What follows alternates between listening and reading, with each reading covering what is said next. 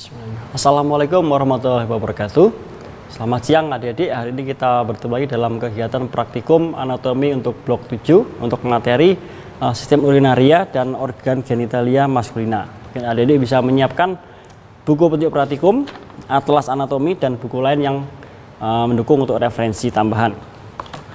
Oke, nanti kita akan sampaikan dulu di sini tentang sistem urinaria dulu, baru kemudian sistem genitalia maskulina. Oke, kita masuk ke sistem urinaria. Nah, mungkin tadi sudah tahu bahwa sistem urinaria atau sistem perkemihan pada manusia itu terdiri atas beberapa organ yang membentuk sistem tersebut. Ada 4 organ, yaitu pertama ada ren atau ginjal, kemudian ada ureter, kemudian ada vesika urinaria atau kandung kemih atau bladder, terakhir ada uretra atau saluran kemih akhir. Oke. Untuk ren nanti yang berfungsi sebagai penghasil urin, sedangkan ureter adalah penyalur urin, kemudian vesika adalah penampung urin sementara. Oke, kita masuk ke bagian awal, yaitu tentang ren. Ren atau ginjal itu ada di dalam kavum abdomen. Mungkin kita bisa lihat di sini ya. Nah, mungkin masih ingat tentang abdomen kemarin. Jadi bagian abdomen, bagian bawah ini adalah pelvis. Jadi nanti ren ada atau ginjal ada di abdomen, di bagian posterior, dekat dengan dinding posterior dari abdomen. Bisa kita lihat di sini. Ini ren kanan, ini ren kiri, ya.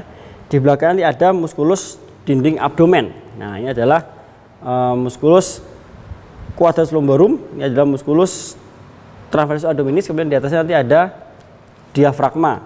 Nah, ini sudah dinding abdomen posterior. Nah, ren ada di depannya atau menempel pada dinding abdomen posterior tersebut.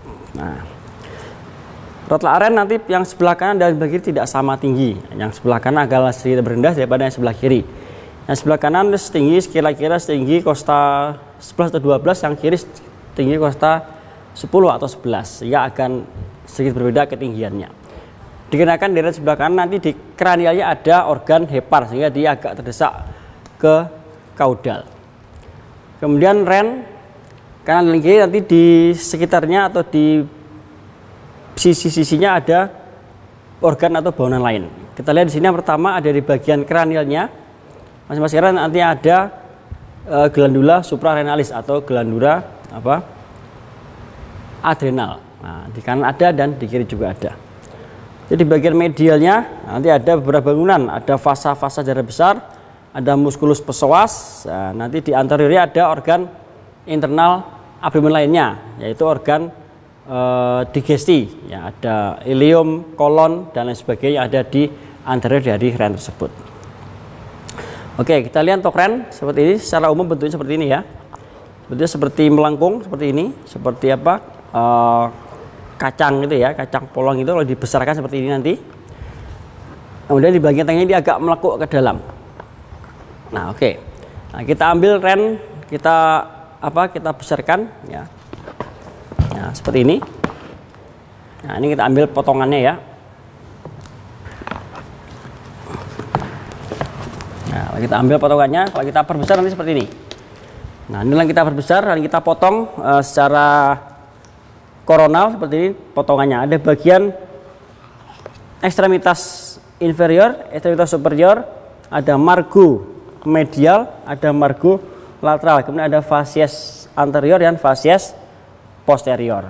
Nah, di margo medial nanti ada bagian yang melekuk ke dalam yang disebut sebagai daerah atau area hilum renalis. Nah, kemudian sebelum ke sana, sebelum ke dalam, kita dari luar dulu. Nanti ren dibungkus oleh beberapa lapisan. Ada fascia renalis. Nanti paling luar ada fascia adiposa ya. Dan dalamnya ada fascia fibrosa, dan paling dalam baru nanti ada rennya sendiri. Nah, untuk rennya kalau secara potongan ini nanti kita bagi menjadi 2 bagian atau 2 lapisan. Ada lapisan kortek yang permukaan ini, dan yang bagian dalam ini adalah bagian medula. Nah, medula terdiri dari bagian ini sampai ke hilum nanti. Oke, ada kortek, ada medula, di luar ada fascia pembungkus ren. Oke, seperti itu. Oke. Kemudian sebelum ke bagian dalam ren, kita kembali ke sini. Jadi ren adalah sudah tahu fungsinya adalah sebagai organ yang nanti akan menghasilkan urin dari hasil proses dari darah yang masuk ke dalam ren. Nah, vaskularisasi ren atau darah yang masuk ke ren nanti masuk melalui arteri renalis. Kita lihat ada arteri renalis ini yang kiri dan yang kanan bersumber dari aorta abdominalis. Nah, punya cabang masing-masing ke ren kiri dan ren kanan. Kemudian darah yang ke nanti menuju atau melalui vena renalis. Ini ada vena renalis sinistra ini dan yang dextra. Nah, nanti bermuara ke vena cava inferior langsung ke kranial masuk ke core. Seperti itu. Oke, nanti variasinya adalah yang sinistra venanya cenderung lebih panjang daripada yang dextra karena memang jaraknya lebih jauh sehingga yang kiri lebih panjang nanti. Oke, sekarang kita masuk ke ren pada potongan koronal tadi. Nah. Oke, ini ren pada potongan koronal, jadi dipotong di sisi depannya, tinggal membagi ren menjadi bagian depan dan bagian belakang. Ini kita bisa melihat bagian dalam dari ren. Ya. Tadi sudah disampaikan bahwa ren ada bagian atau lapisan superficialnya atau korteknya, kortek renalis ya. Dari sini sampai ke sini, kortek renalis ya, ini. Kemudian dari sini sampai ke dalamnya adalah bagian medula ren, bagian tengahnya. Nah, kita lihat bangunannya ada pada kortek dan medula. Nah, yang cukup nanti adalah pada medula akan terlihat bangunan-bangunan berbentuk seperti segitiga ini kalau pada potongan ya. Ini bentuknya aslinya adalah seperti piramid. Nah, makanya disebut sebagai piramid atau piramis renalis. Nah, di antara piramis-piramis ini ada bagian yang tidak terisi piramid yang disebut sebagai kolumna renalis. Dan di bagian paling medial lagi di sini ini yang disebut sebagai sistem pelvico-calyces atau pelvico-calyx system. Terdiri dari kalis-kalis dan nanti berakhir pada pelvis renalis yang bermuara pada ureter. Oke. Kita kembali ke piramid. Ini piramid renalis punya bagian-bagian. Bagian basisnya ya disebut sebagai basis piramis, puncaknya ya apex piramis. Nah, pada apex nanti ada lubang-lubang kecil di situ disebut sebagai papilla renalis. Nah, nanti akan menyalurkan urin yang sudah dihasilkan di bagian kortek. Nah, kortek ini kita perbesar, lagi kita ambil kortek ini, kita potong, kita perbesar ke sini. Ini adalah bagian kortek yang diperbesar. Nah, ini kortek, ya, sampai sini kortek. Ini udah masuk ke nanti ke medula. Nah, kortek isinya adalah nefron atau unit fungsional ginjal. Nefron terdiri dari dua bagian, ya, ada corpusculum renal dan tubulus renal. Ini corpusculum renal yang ungu ini, dan salurannya adalah tubulus renal. Nah, nanti banyak terus ke bawah. Ini akhirnya bermuara di sini di papilla renal. Nah, ini tubulus renal dan corpusculum renal kalau kita perbesar ya, kita ambil satu corpusculum renal ini kita perbesar ke sini seperti ini. Akan menunjukkan strukturnya. Ya. Nah. Ini corpusculum renal tadi ya, ini kalau kita ambil satu kita perbesar jadi seperti ini. Nah, jadi corpusculum renal terdiri atas kapsula Bowman yang di luar ya, dan glomerulus yang ada di dalam ini.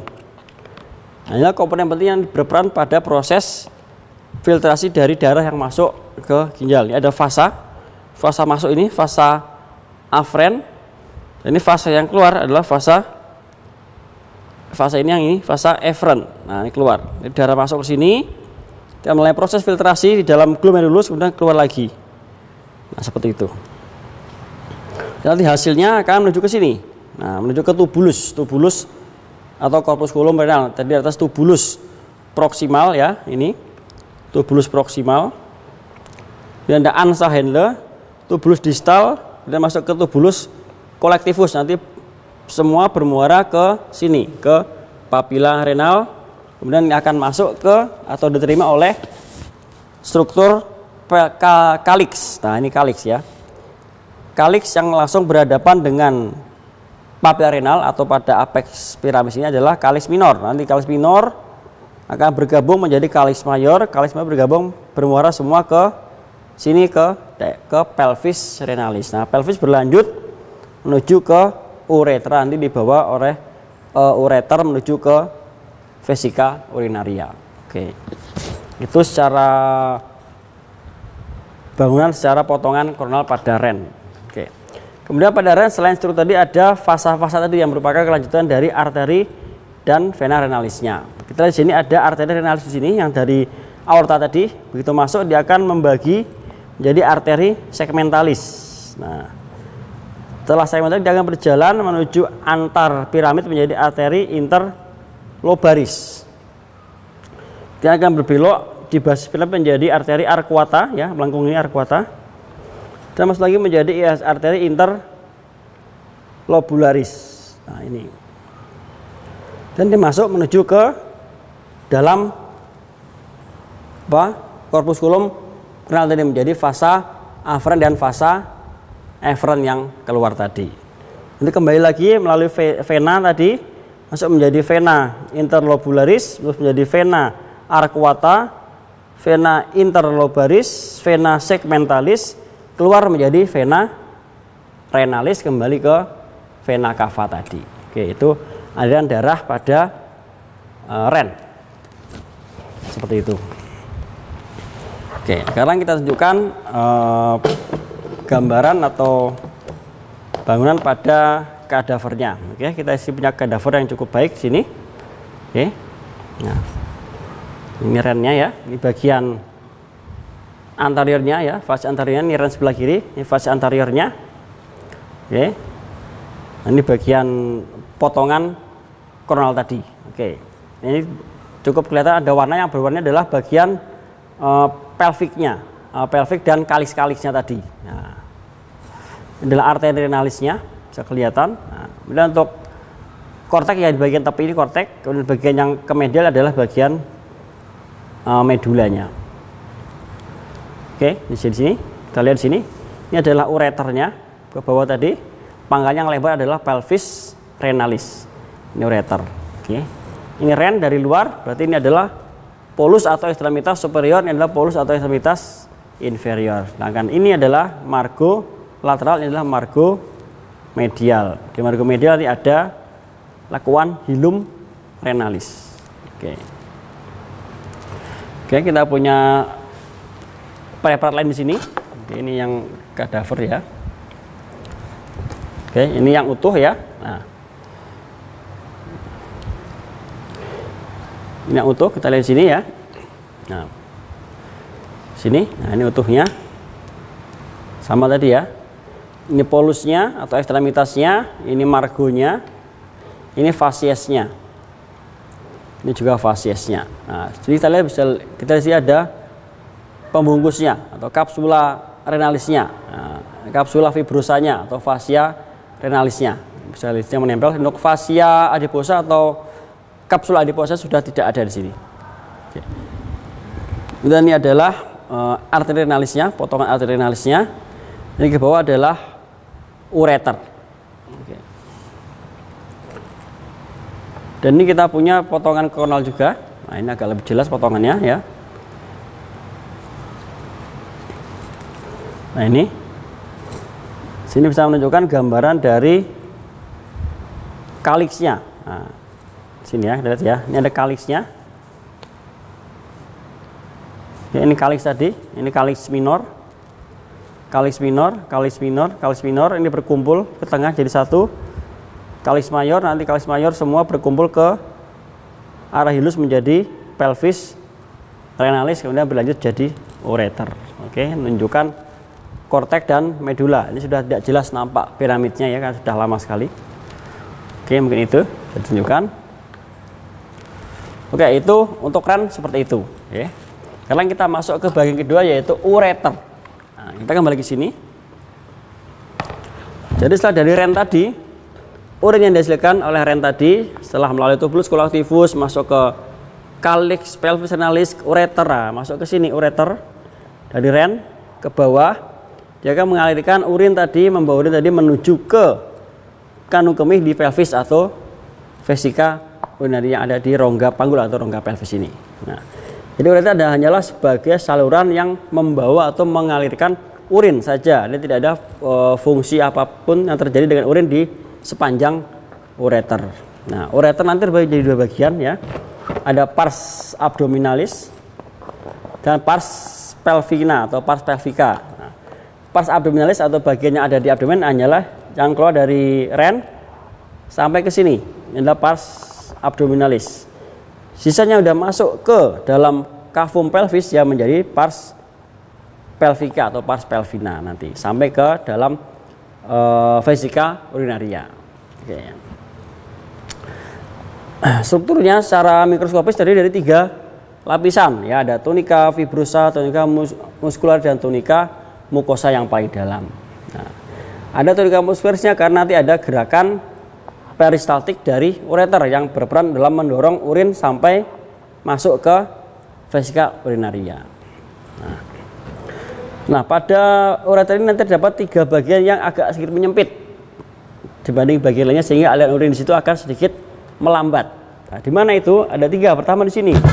Pada belokan dari pelvis renalis menjadi ureter ada belokan di sini. Yang pertama. Kemudian kedua di sini saat bersilangan dengan fasa ini, arteri vena iliaca eksterna atau komunis. Nah, nanti ke dalam itu kedua. Ketiga nanti saat dia masuk menembus dinding posterior dari vesica urinaria. Karena dia terjepit di dalam otot-otot vesika sehingga dia agak menyempit di situ alirannya. Nah, pada 3 tempat penyempit tadi seringkali terjadi pengendapan urin yang menimbulkan atau terjadinya batu pada ureter, atau disebut sebagai ureterolithiasis. Oke, itu ureter. Kemudian kita masuk berikutnya adalah ke VU atau vesica urinaria atau bladder ya. Nah, letaknya di sini, bagian sini di cavum pelvis ya, di sini. Nah, di bagian dasar pelvis. Nah, kita ambil ini. Kita keluarkan ya dari situ. Oke. Nah, ini. Jadi dari dalam sana kita ambil ya. Ini pada laki-laki ya. Nah, agak sedikit berbeda. Kita ambil vesica urinaria seperti ini. Kalau kita lihat dari depan begini ya. Dan dari samping seperti ini. Oke. Dari belakang seperti ini. Ini pada laki-laki. Nah, ini adalah ureter tadi. Dari atas ureter masuk menembus dinding vesica urinaria ke dalam. Oke. Nanti bermuara di dalam. Bisa kita lihat di sini nanti adalah, nah ini ada muara dari ureter di sini. Nah, ada muara dari ureter di situ pada ostium ureteris. Ada 2, satu di kiri, satu di sebelah kanan. Nah, ini. Di muara ureter pada vesica sebagai ostium ureteris. Oke, kita kembali ke vesica. Nah, vesica urinaria, organ disebut sebagai organ muskuler. Ya, jadi dia berupa kantong muskuler. Sama punya 3 lapisan juga. Paling luar tunika fibrosa dan serosa. Dan paling tengah nanti ada tunika muskular. Paling dalam ada tunika mukosa. Nah, tapi yang paling dominan adalah struktur muskulernya, karena nanti berperan pada proses untuk miksi atau perkemihan. Oke.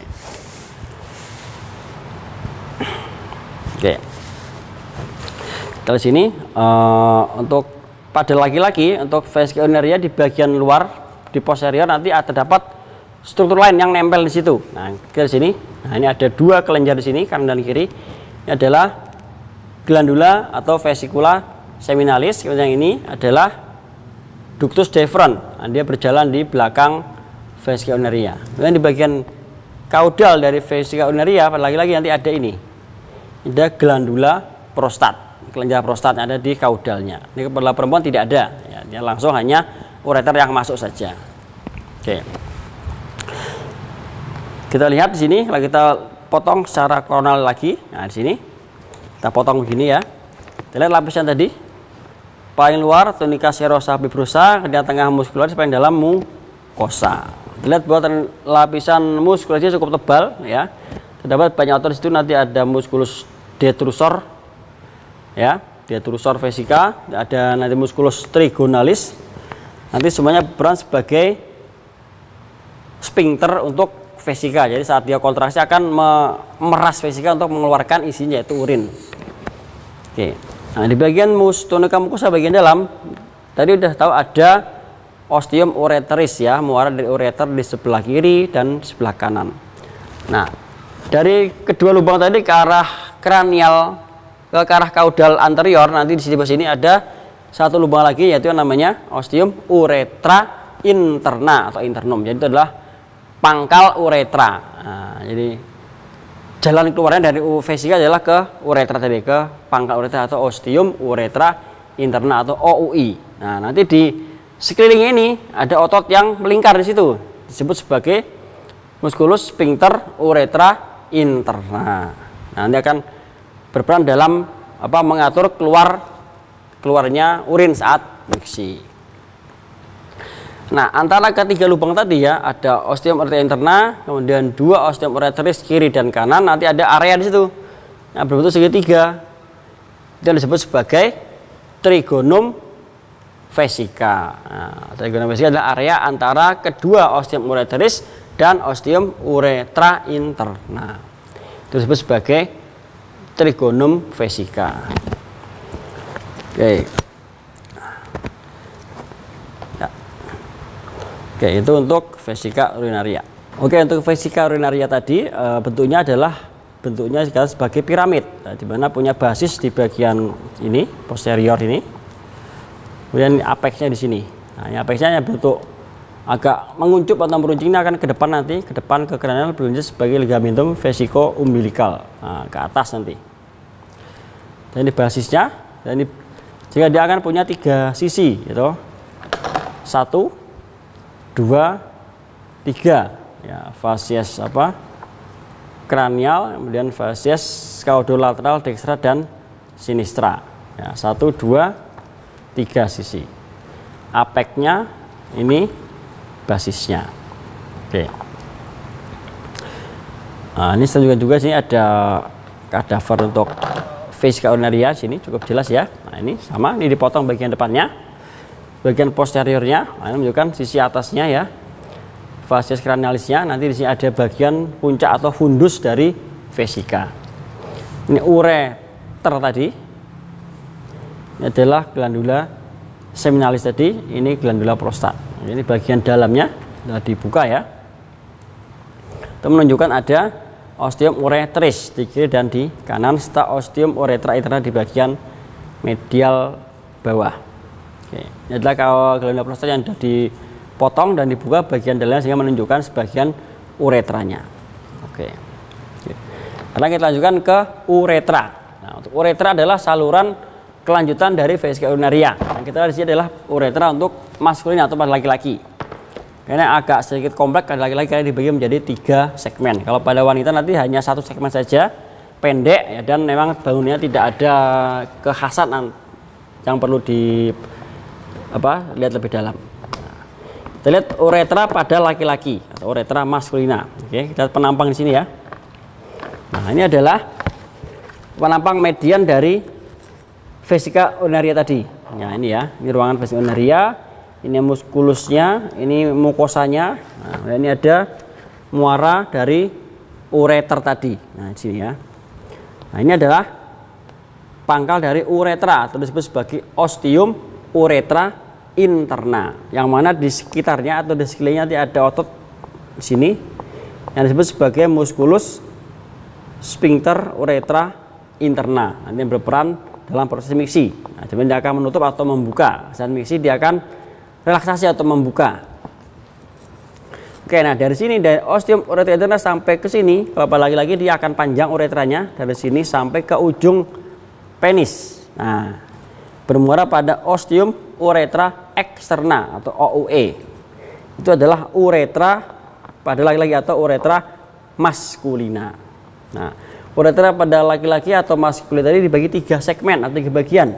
Pertama di sini, nah ini yang ada di dalam glandula prostat, maka disebut sebagai uretra pars prostatica. Kemudian setelah prostat di sini, nah ini uretra yang ada di sini yang ada atau dikelilingi oleh musculus sphincter uretra externa, ini ya, ini ototnya. Ada musculus sphincter uretra externa. Nah, uretra yang ada di situ adalah uretra pars membranacea. Kemudian sisa yang paling panjang yang berjalan di sepanjang korpus spongiosum penis ini sampai ujungnya ini adalah uretra pars spongiosa. Jadi agak panjang pada laki-laki karena ada korpus penisnya. Jadi ada 3 segmen ya. Kita lagi ada uretra pars prostatica, uretra pars membranacea, uretra pars spongiosa. Oke. Nah, uretra pars prostatica di sini, nah, selain menerima urin dari vesika urinaria, juga menerima aliran ejakulat atau cairan ejakulasi dari testis, dari glandula seminalis, dan dari sekret dari prostat sendiri. Nah, ini keluarnya sama di uretra pars prostatica ini, seperti itu. Dia akan bermuara sampai ke ujung di sini. Nah, pada laki-laki ini ada bagian yang agak melebar di dekat OUE di sini. Ini yang disebut sebagai fossa navicularis. Ini sebelum bermuara di ostium uretra externa. Nah, saat proses mixing nanti berperan adalah muskulus yang ada pada vesika urinaria ya, muskulus sphincter vesika, terutama muskulus detrusornya, dengan muskulus sphincter uretra interna dan sphincter uretra externa.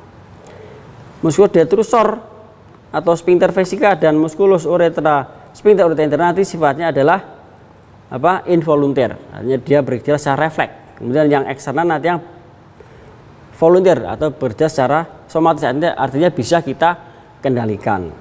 Nah, refleks ini terjadi saat vesika urinaria penuh, akan terjadi peregangan mengirimkan sinyal melalui reseptor regangan menuju ke saraf-saraf ke medula spinalis. Nanti akan ada refleks kembali ke saraf-saraf menuju ke otot vesika urinaria untuk kontraksi dan otot sphincter uretra interna untuk relaksasi, sehingga ini akan terbuka, ini akan kontraksi, ini akan mendorong urin sehingga keluar. Nah, otot uretra eksterna, sphincter uretra eksterna itu bisa kita kendalikan, jadi kita bisa kontraksikan untuk menahan keluarnya urin. Nah, tapi yang di dalam ini yang sifatnya dia otonom atau refleks nanti, seperti itu. Oke, itu uretra, jadi aliran urin dari vesika urinaria nanti berakhir di OUE. Oke, sekarang kita lanjutkan ke organ genitalia maskulina atau organ reproduksi pada laki-laki. Oke, untuk organ reproduksi pada laki-laki atau organ genitalia maskulina nanti ada 2 kelompok organ, yaitu ada organ eksterna, ada organ interna. Organ eksterna nanti yang terlihat atau nampak dari luar, interna nanti ada di dalam atau tidak bisa kelihatan dari luar. Oke, kita menuju ke organ eksterna dulu. Organ eksterna pada laki-laki untuk organ reproduksi nanti ada 2 struktur atau 2 organ, yaitu ada penis, ada skrotum. Nah, ini kita di sini di manekin ini ya.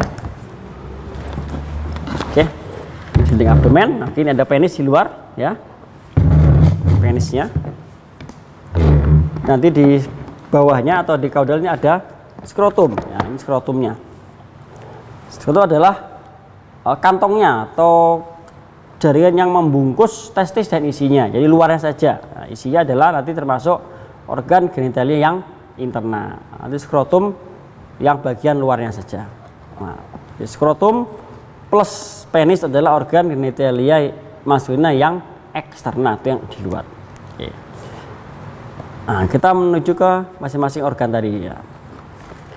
Kita ke skrotum dulu. Nah, ini skrotum ya. Jadi skrotum adalah jaringan berupa kulit, otot, dan fascia-fascia yang menggantung dan membungkus testis, epididymis, dan bangunan pendukung lainnya. Jadi isinya adalah testis, epididymis, vas deferens, vasa-vasa, nervus, jaringan lemak. Nah, itu nanti dibungkus oleh skrotum.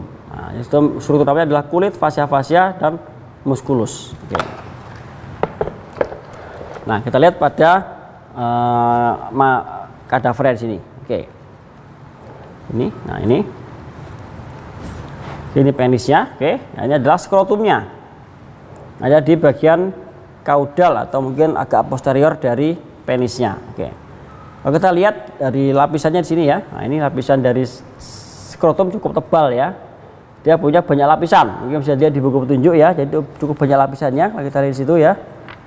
Nah, skrotum itu dari beberapa fascia, ada muskulus ya, Dan ada lapis-lapis lain yang nanti membentuk kantong untuk melindungi dan membungkus testis. Nah, apa fungsi skrotum? Fungsi tadi selain membungkus, dia melindungi dan dia untuk menjaga optimalisasi suhu dari testis, karena testis berfungsi menghasilkan spermatozoa yang perlu kestabilan suhu, sehingga perlu diberikan suatu sistem yang mendukung untuk hal itu. Nah, nanti diperankan oleh skrotum di sini, di mana dia punya kulit, punya otot. Nah, sehingga kalau kita lihat mungkin sini ada kerutan-kerutan pada skrotum ya. Nah, ini memang skrotum memang karena ada ototnya ya, dalamnya ada musculus dartos namanya. Nanti dia akan berperan untuk, kalau tidak berkontraksi, dia akan menyebabkan kulit pada skrotum dia akan tertarik sehingga mengkerut, sehingga akan menarik testis mendekat ke tubuh atau mengangkatnya ke atas seperti itu. Jadi kalau ototnya di skrotum relaksasi, dia akan mengendur kulitnya sehingga dia akan turun atau menjauh dari tubuh untuk menyesuaikan dengan suhu lingkungan sekitar. Itu skrotum. Nanti pada skrotum di bagian luar, bagian tengah nanti ada bangunan yang seperti garis ini. Ini disebut sebagai rape skroti. Ini akan berlanjut ke kaudal ke bawah terus sampai ke daerah perineum, nanti menjadi rape perinei. Nah, kalau ke atas ke arah penis, nanti di bawah ini menjadi rape penis. Nah, rape ini kalau ke dalam dia akan membentuk namanya septum skroti atau septum sekat dari skrotum. Jadi dia membagi skrotum ini menjadi dua ruangan, kanan dan kiri, karena nanti isinya ada testis kanan dan testis kiri, sehingga kedua testis berada pada ruangannya masing-masing. Nah, kita di sini. Oke. Ini ada testis ya. Nah, ini testisnya ya, dan funiculus spermaticusnya ini harusnya ada di dalam ruang dari skrotum. Nah, ini ada testis kanan di ruangan skrotum yang sebelah kanan juga. Oke, ini kita keluarkan begini. Nah, ini ruangannya, rongganya di situ. Nah, ini antara rongga dari atau ruangan skrotum kanan dan kiri ada sekatnya, itu namanya septum skroti tadi. Di luar dia menjadi rape tadi, rape skroti. Oke, itu skrotum. Sekarang kita menuju ke penis yang ada di kranialnya. Ini penis ya. Kalau kita lihat di luar seperti ini ya. Nah, sebenarnya penis terdiri dari dua bagian ya. Ada pars fixa dan ada pars libera. Nah, pars fixa itu ada di bagian dalam tubuh yang enggak kelihatan. Pars libera yang ada di luar ini yang kelihatan, yang menggantung bebas, ini adalah pars libera. Nah, kita lihat pada potongan medial sini ya. Nah, ini potongan medial ya, kita potong medial. Nah, ini ada penis ya. Dari ujung ini sampai ke sini adalah penis. Nah, ada dua bagian nanti ya. Pars fixa ini yang ada di dalam tubuh sini, ini adalah pars fixa. Sisanya ini adalah pars libera yang ada di luar. Nah, ini pars fixa, pars libera. Nah, pars fixa disebut juga sebagai radix penis, atau radix itu akar, jadi pangkal atau akarnya penis, ada di dalam tubuh di bagian dasar pelvis. Nah, nanti masing-masing pars fixa dan pars libera jadi di atas dua bagian lagi. Nah, kita lihat masing-masing. Untuk pars fixa nanti ada dua bagian ya. Ada dua crus penis dan ada satu bulbus penis. Nah, ini crus yang ini yang atas ini. Nah, ada dua nanti kanan dan kiri. Yang satu yang di bawah namanya bulbus ini ke belakang nih sampai sini. Ini adalah bulbus penis. Ini adalah crus penis. Nah, ini kalau berlanjut ke pars libera, crusnya adalah bagian dari corpus cavernosa penis. Dengan bulbus nanti berlanjut menjadi corpus spongiosum penis. Nah, sebenarnya itu secara struktural dia dua saja sebenarnya, adalah corpus cavernosa dan corpus spongiosa. Ini spongiosa yang di bawah, cavernosa yang di atas. Nah, ini ke dalam ke pars fixa dia menjadi crus, atau kalau karena ada dua dia disebut sebagai crura penis. Kemudian yang satu tadi adalah disebut sebagai bulbus penis. Nah, oke.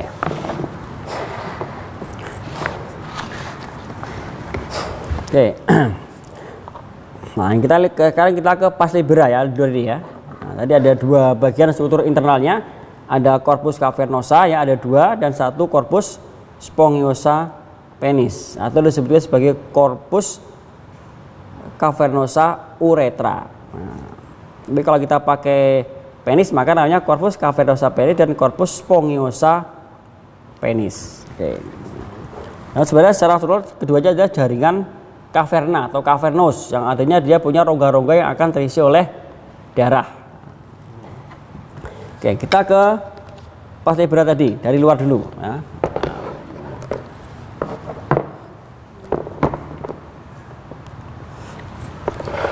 Nah, kita ambil dari ini ya. Ini pada ini dulu. Nah, pada preparat tadi ya. Oke. Ini pars libra tadi ya. Nah, pars libra dibagi dua bagian lagi atau dua segmen ya. Nah, ada corpus penis di sini. Dari pangkal yang kelihatan ini sampai ke sini. Dan bagian ujung yang melebar ini dan meruncing yang disebut sebagai glans penis. Nah, ini glans penis, ini adalah corpus penis. Nah, secara alamiah ya, kondisi alamiahnya ya. Nanti glans ini tidak kelihatan karena dia akan tertutup oleh kulit yang tumbuh dari korpus sampai ke ujung gland yang menutupi dan disebut sebagai preputium penis. Nah, nanti kalau disunat atau sirkumsisi itu akan preputium dibuang, dipotong sehingga akan terlihat gland penisnya. Kalau tidak maka dia akan tertutup oleh preputium penis tadi. Nah, antara gland dan korpus ada beberapa bangunan yang penting di situ. Pertama, di bagian gland sendiri, bagian ujungnya ada muara dari OUI tadi ya, nah, muara uretra ya, ostium uretra externa di situ. Nah, kemudian nanti ke bagian kaudal ke bawah di sini ya, ini ada lipatan sini yang disebut sebagai frenulum frenulum glans, nah, frenulum glandis atau frenulum penis.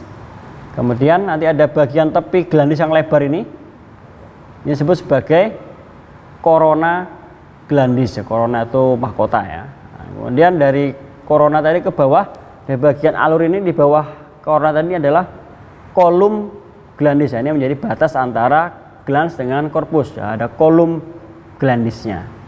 Oke, itu struktur luarnya. Nah, kemudian kita struktur bagian dalamnya. Nah, ini kalau kita potong secara frontal tadi begini, yang kita bagian dalamnya nanti seperti ini ya. Nah, mungkin agak kurang jelas ini ya. Nah, tadi ya, kita ambil potongan penis tadi ya. Nah, ini sama tadi ya.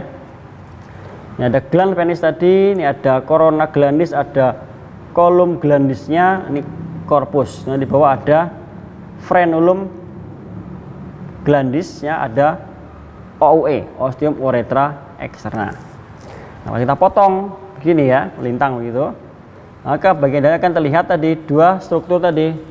Yang di kranial atau di atas ada dua corpus cavernosa ya, corpora cavernosa. Di bawahnya ada satu corpus spongiosa penis. Ya, di dalam corpus spongiosa nanti ada uretra pars spongiosa tadi ya. Di uretra lagi-lagi berjalan di dalam corpus spongiosum penis. Nah, di atas tadi ada dua corpus cavernosa. Nah, corpus cavernosa dan corpus spongiosum ini tadi sudah disampaikan bahwa dia adalah merupakan jaringan caverna. Dia punya rongga-rongga dan dia akan terisi darah, yang akan berperan pada proses ereksi. Nah, di sini bisa lihat ada beberapa fasa yang kelihatan di sini. Nah, ini di tengah-tengah corpus cavernosa ada fasa, ada arteri profunda penis di sini. Dan di permukaan nanti ada vena dorsalis penis dan arteri dorsalis penis, ada dua di situ. Nah, nanti berperan pada proses ereksi, darah akan masuk, kemudian mengisi rongga caverna, rongganya melebar membesar, kemudian menyebabkan vena yang di atasnya terjepit sehingga aliran darah balik akan tertahan, sehingga darah tertahan terkumpul di dalam penis sehingga terjadilah mekanisme ereksi. Oke, kita di sini. Nah, ini kembali ke potongan media tadi ya. Jadi kalau ini tadi korpusnya di sini ya, di korpus ini adalah glans. Nah, ini adalah preputiumnya. Jadi ada preputium ini masih menutup ya. Ada kulit dari korpus yang tumbuh menutupi gland penis. Nah, ini kalau ini dibuka nanti baru kelihatan gland penis. Kalau tidak, dia akan tetap menutupi sebagai preputium penis. Nah, seperti itu. Oke, itu untuk penis seperti itu. Kita lanjutkan ke testis. Nah, Itu yang bagian eksternal sudah selesai ya, dari skrotum dan penis. Kita lanjutkan ke bagian internal. Nah, kita mulai dari testis. Nah, jadi testis adalah organ internal yang tadi mengisi skrotum tadi. Ini skrotum, ada dua testis kanan dan kiri. Nah, kita di sini ya. Nah, ini mungkin agak kurang jelas tapi bisa kita tunjukkan bentuk secara makroskopis dari testis. Nah, ini dikeluarkan dari dari skrotum tadi, artinya di dalam sana ya. Nah, kalau ada pada makin ini dia ada di sini. Nah, ini testisnya yang putih ini. Nah, testisnya ada di dalam skrotum. Nah, testisnya nanti di belakangnya ada epididymis yang menempel di posteriornya, seperti itu. Nah, kalau kita lihat tunjukkan testis yang lebih jelas di sini. Nah, ini ada testisnya, kita ambil testis saja. Nah, ini ya. Ini testisnya ya. Nah, ini bagian anterior, ini posterior ya. Ini kaudal, ini kranial. Oke. Ini testis dia punya dua polus atau dua ekstremitas ya. Ada superior, inferior. Kemudian punya dua sisi ya, facies lateral, facies medial. Kemudian punya margo anterior, margo posterior. Nah, pada margo posterior nanti nempel ini. Nah, ini adalah yang namanya epididymis. Jadi di dalamnya ada saluran kecil panjang berliku-liku terbungkus oleh fascia, ada bungkusnya. Dia nempel di bagian sisi posterior dari atau margo posterior dari testis. Ini yang namanya ductus epididymis, dari belakang sini. Oke, ini testis sini. Nah, kalau secara makroskopis hanya seperti testisnya. Ini kalau secara mikroskopis kita potong lagi ya, nanti akan menunjukkan di dalamnya ada lobus dan lobulus dari testis. Nah, dari testis di belakang tadi ada epididymis, nanti ke bawah kemudian dia akan naik ke atas. Ini berlanjut menjadi namanya ductus epididymis. Nah, ke atas. Ductus deferens, ya. Di epididymis di sini dan naik ke atas menjadi ductus deferens. Nanti berlanjut sampai berakhir di uretra pars prostatica. Kalau ini testisnya, nah seperti ini. Testis fungsinya adalah sebagai penghasil spermatozoa. Fungsi lain adalah sebagai penghasil hormon testosteron. Oke, setelah dari testis tadi, nanti kelanjutannya adalah ductus deferens. Nah, kita di sini. Jadi testis tadi dan epididymis tadi ya, yang mana epididymis punya bagian kaput, corpus cauda, nanti berlanjut jadi ini ductus deferens atau vas deferens. Ini berjalan dari dalam skrotum dari testis tadi ya ke atas, dan dia berjalan sini dan dia akan masuk ke dalam rongga pelvis ya, melalui struktur atau saluran kanalis inguinalis. Nah, ada ya. Ini masuk ke sini ya. Oleh kanalis inguinalis, dari pintu luarnya adalah anus inguinalis superficial, nanti masuk ke dalam anus inguinalis profundus. Nah, terus berlanjut dia menyusuri vas urinaria dari lateral kemudian ke posterior. Nah, dari sini dia berjalan ke belakang atau ke posterior di sini ya. Nah, ini berjalan ke sisi posterior dan turun ke bawah. Nah, dia akan ketemu atau masuk ke dalam glandula prostat. Nah, kita lihat bagian-bagian dari ductus deferens ya. Ini namanya sebenarnya sama semua ya. Dari awal sampai sini ductus deferens ya. Nah, nanti begitu di sini sebelum dia masuk ke glandula prostat dia akan melebar. Nah, pelebarannya namanya sebagai ampula ductus deferens. Nah, itu dia masuk ke dalam glandula prostat di sini. Nah, masuk ke dalam dia di sini dia akan berubah nama menjadi ductus ejaculatorius. Sebenarnya dia satu ya, ductus deferens, tapi dia melebar jadi ampula. Sebelum masuk ke dalam dia menjadi ductus ejaculatorius dan bermuara di uretra pars prostatica. Nah, itu saja. Nah, apa fungsinya ductus deferens? Nah, dia adalah penyalur spermatozoa dari epididymis tadi, jadi sperma dihasilkan oleh testis ya. Nanti akan disimpan di epididymis. Pematangan di epididymis, nanti kemudian saat terjadi proses ejakulasi dia akan dikeluarkan melalui ductus deferens tadi ya, berjalan sepanjang ductus deferens, nanti sampai ampula, kemudian masuk ke dalam glandula prostat, dan dia akan nanti bermuara ke uretra pas prostatika, nanti bersama dengan sekret dari kelenjar prostat dan glandula seminalis. Oke, itu different ya. Jadi dia seperti saja fungsinya hanya penyalur dari spermatozoa tadi untuk sampai ke uretra pas prostatika. Nah, ini bagian belakang. Kalau kita lihat tadi di vesika urinaria tadi, di bagian posterior tadi ya, dari sini. Ini bagian posterior dari vesika urinaria. Nah, ini ductus deferens kiri, ini kanan. Nah, dia akan masuk ke sini ke belakang, dia akan menembus glandula prostat, masuk ke dalamnya ya, bersama dengan vesicula seminalis ya. Dan dia akan bermuara di sini. Nah, di sini di uretra pars prostatika di situ. Nah, baru keluar bersama sampai ke ostium uretra eksterna. Oke. Oke, kemudian selanjutnya setelah deferens nanti ada organ lainnya adalah ada kelenjar-kelenjar. Nah, ada beberapa kelenjar pada organ genitalia maskulina. Pertama nanti ada glandula seminalis, kemudian ada glandula prostat, satu lagi ada glandula bulbouretral. Nah, kita satu persatu. Oke. Untuk glandula prostat tadi sudah disampaikan ya, mungkin sudah lihat tadi ya. Jadi ini ada kelenjar, ada letaknya di bagian kaudal dari vesika urinaria, dan dia mengelilingi uretra ya, sebagai uretra disebut uretra pras prostatika, sehingga kelenjar prostat ini ada di sekeliling uretra, atau uretra tadi diselubungi oleh prostat, kelenjar prostat. Nah, ini glandula prostat yang nempel di bawah vesika urinaria mengelilingi uretra. Di dalamnya akan terdapat bagian-bagian dan lobus-lobusnya nanti menghasilkan kelenjar-kelenjar atau cairan atau sekret glandula prostat, nanti disekresikan ke dalam uretra pars prostatika. Nanti akan bertemu dengan spermatozoa dari testis tadi dan sekret dari kelenjar seminalis yang telah bersama membentuk namanya cairan ejakulat. Jadi cairan ejakulat ada 3 komponennya, ada spermatozoa dari testis, sekret semen dari glandula seminalis, kemudian ada sekret prostat dari glandula prostatika. Nah, bersama keluar sampai ke OUE.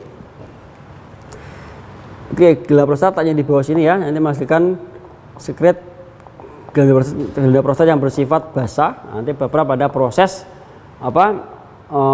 fertilisasi.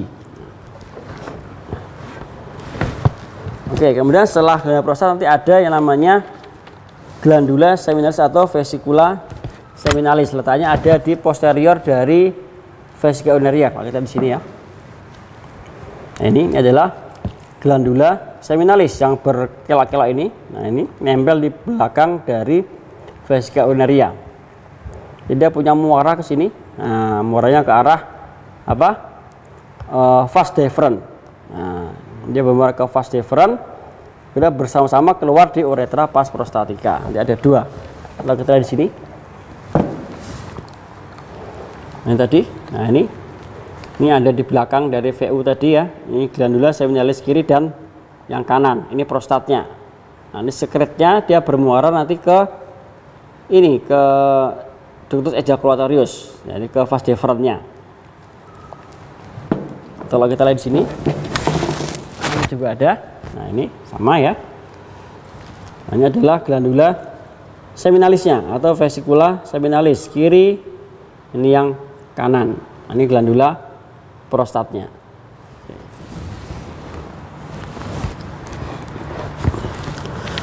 Oke. Kemudian setelah glandula seminalis nanti ada satu lagi namanya glandula bulbouretral. Nah, ini agak kecil ya, sepasang letaknya di sini.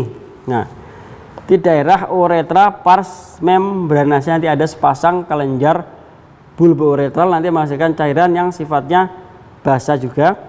Dia akan berperan untuk membersihkan uretra yang akan dikeluarkan. Jadi sekret dari glandula bulbouretral ini akan keluar di awal sebelum ejakulasi. Dia keluar lebih dulu, kemudian dia akan membersihkan jalur uretra ini sebelum terjadi ejakulasi. Seperti itu.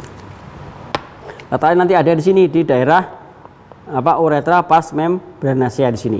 Nah, ada sepasang kecil di situ. Terus terakhir nanti ada yang namanya funiculus spermaticus ya. Nah, jadi funiculus spermaticus adalah suatu berkas ya, berkas atau satu kelompok ya. Kelompok yang berisi berbagai struktur. Nah, ini. Jadi kalau di sini, nah mungkin sini dia. Nah, ini jadi ini semua ini adalah namanya funiculus spermaticus. Nah, isinya apa? Isinya ada pertama ada ductus deferens, ada arteria dan vena testicularis dan fasa-fasa lain, ada nervus juga, ada vasa limfatika, nanti ada ototnya namanya musculus cremaster ya, dibuat oleh selubung-selubung fascia-fascia, nanti bersama-sama berjalan dari skrotum sampai ke pelvis, itu yang disebut sebagai funiculus spermaticus. Nah, jadi kalau di sini, nah ini funiculus spermaticusnya ya. Jadi ini testis tadi, ya. Hanya ada funiculusnya, jadi cukup banyak sebetulnya ya. Ini karena ada otot juga di situ sehingga dia cukup tebal. Sebenarnya isinya ya, yang utama adalah ductus deferens tadi, bersama fasa-fasa ya, arteri, vena, nervus yang menginervasi testis dan vas deferensnya. Ini berjalan bersama ke atas, kalau di sini tadi ya. Nah ini berjalan bersama ini. Ya ini kita lihat di sini ya. Ini ada arteri, ada vena ya, yang membentuk plexus pampiniformis ini. Nanti masih ada saraf lagi, di luarnya ada musculus cremaster, dan dia akan berjalan bersama satu kelompok itu berkas, itu yang disebut sebagai funiculus spermaticus. Jadi satu berkas atau satu kelompok tadi, nah, langsung berjalan bersama-sama. Disebut sebagai funiculus spermaticus. Oke, mungkin untuk organ genitalia maskina seperti itu ya secara garis besar. Nanti untuk struktur lain yang tidak bisa kita tunjukkan di sini, misalnya seperti inervasi ya, karena cukup banyak sebenarnya tapi tidak bisa kita tunjukkan karena memang tidak nampak di kadavernya. Kemudian juga pada mannequin tidak bisa kita tunjukkan. Nanti bisa adik-adik lihat di atlas mungkin, atau di buku referensi, atau mungkin adik lihat cari di video-video yang ada di internet, mungkin bisa diperlihatkan lebih jelas di sana. Oke, mungkin sekian dari saya di sini untuk menyampaikan materi ini. Silakan dibaca lagi. Terima kasih atas perhatiannya. Assalamualaikum warahmatullahi wabarakatuh.